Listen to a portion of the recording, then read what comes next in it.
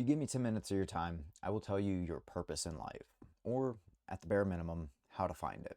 And no, I'm not going to tell you to follow your bliss. Bliss is a mood, and moods have the lifespan of a Snapchat.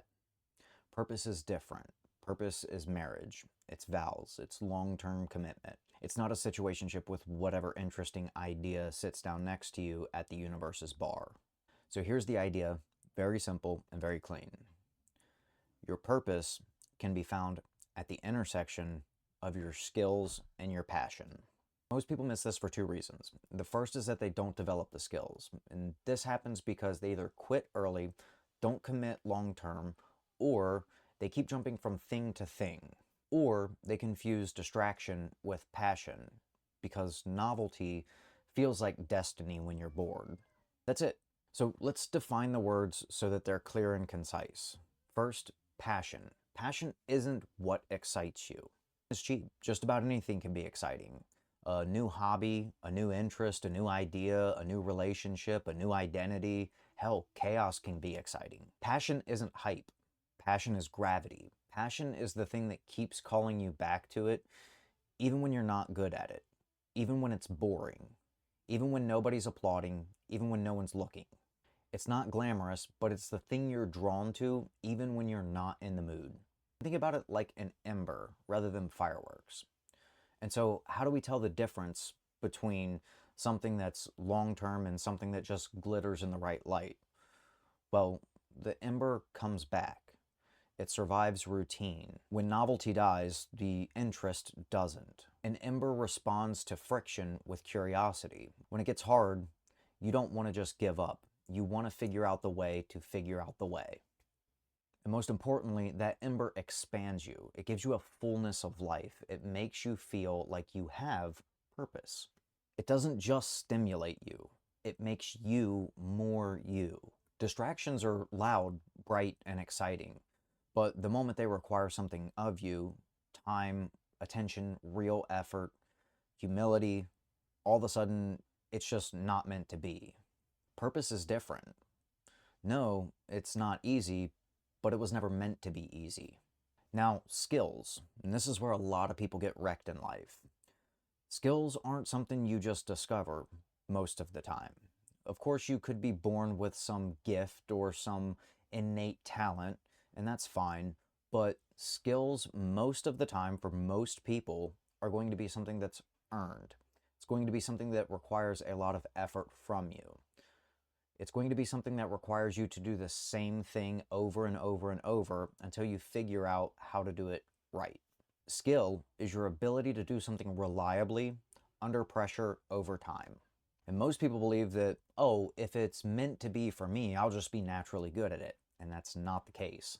In reality, if you quit doing something in that beginning awkward phase, then you never really figure out if it was meant for you. You never really figured out if you were good at it. You just got to that point where it was difficult and you said, well, this just isn't for me. And it's getting through that lets you know if that thing is actually for you. People don't fail because they chose the wrong thing. They fail because they didn't stick with the skill building of the thing that they chose.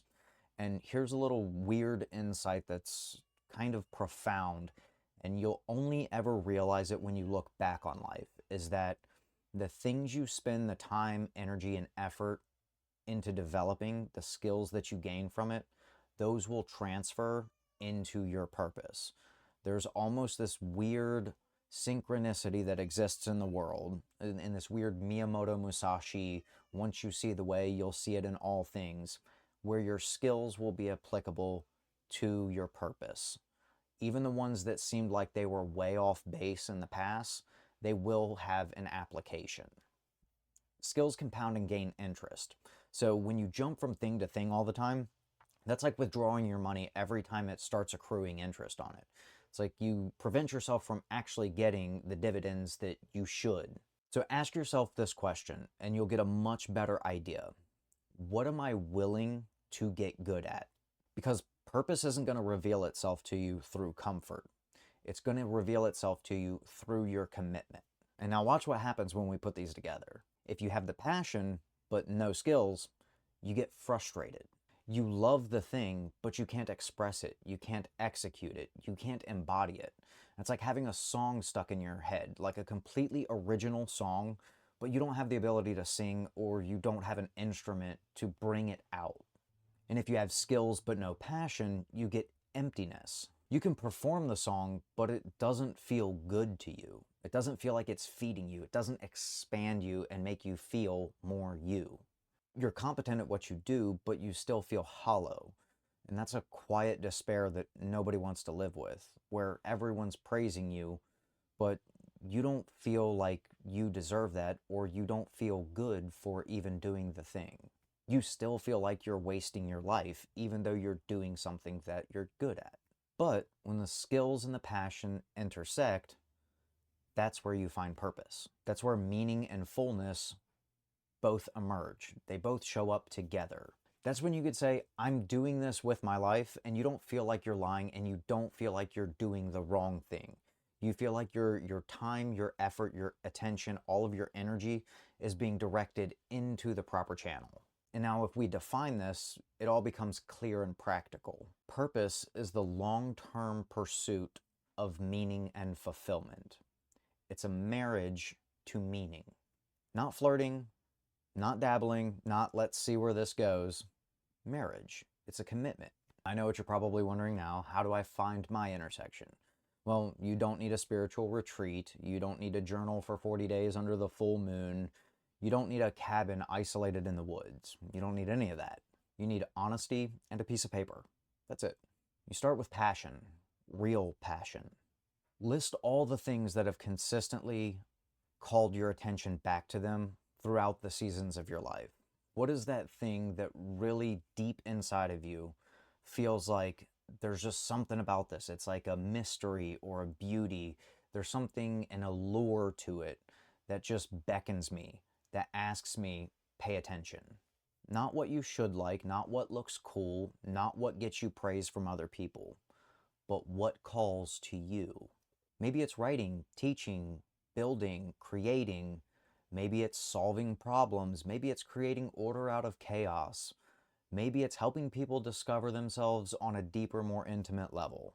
Maybe it's designing, improving, storytelling.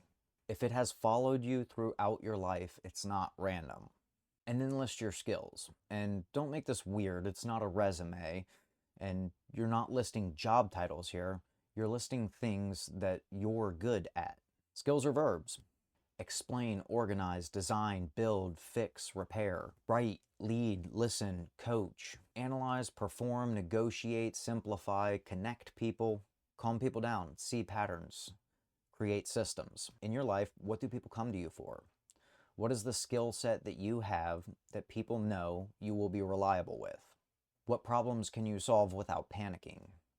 What do you do that makes other people around you go, how do you do that so good? That's a skill. Now, look for overlap, like a Venn diagram. What's the middle? Where are they touching? Where do the skills and the passion have commonality?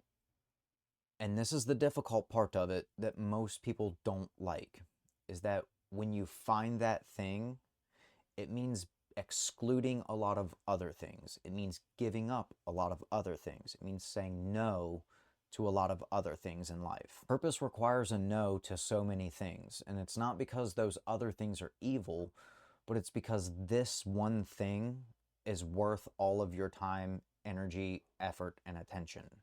Because this one thing makes your life fulfilling and meaningful. Because the reality is that it requires devotion, and that your time, energy, effort, and attention are a finite resource. You don't have unlimited of these things, so you have to put them in this area to get the maximum results out of it.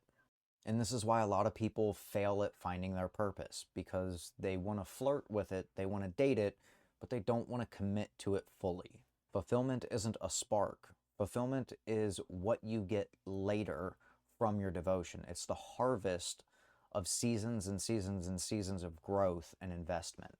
So pick one intersection. Take a vow. Not feeling, a vow. A firm, strong commitment. Give it a timeline long enough for the skills to compound. 90 days, 6 months, a year. During that time, don't negotiate with your mood like it's a boss. Stay committed to the thing. Again, marriage is a commitment. Marriage doesn't run on motivation.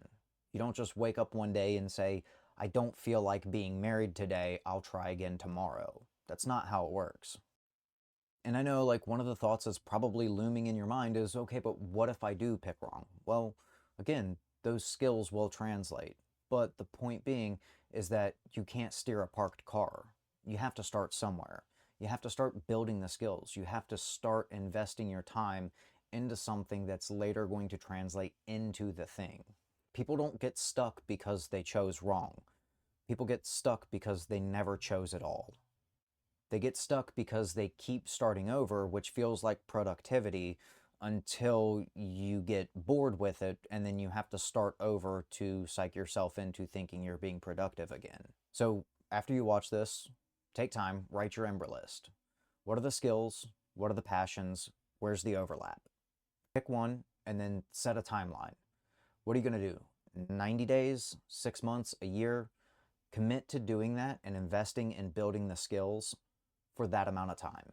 And at the end of that time, you'll either be closer to your purpose or you will have a deeper understanding of what that is.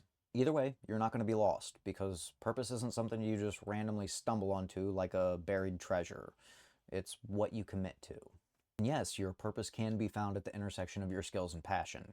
And the only reason you haven't yet is because either you haven't developed the skills or because you keep flippantly changing passions for excitement itself. You're mistaking novelty for passion. Purpose is marriage to meaning, not a situationship with whatever's exciting. So pick your lane, take a vow, stay committed, and until next time, always stay up to no good.